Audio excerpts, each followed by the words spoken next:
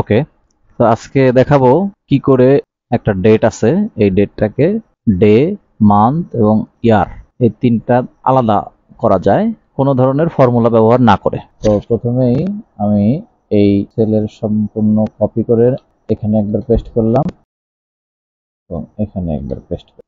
এবার এই পুরোটা ডের পুরোটা সিলেক্ট করে রাইট বাটন ক্লিক করে ফরম্যাট সেল, তারপরে ক্লিক করব কাস্টমে, তারপরে ঠিক এই উপরের দিকে এই পুরোটা সিলেক্ট করে এখানে লিখবো ডি ডি ডি ডি, 4বার ডি দিয়ে ওকে করব।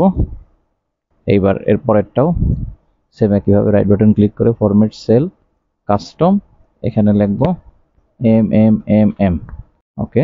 দ্বিতীয়বার একইভাবে custom Y Y Y Y, 4টা ওয়াই, ওকে দিলে হয়ে গেল।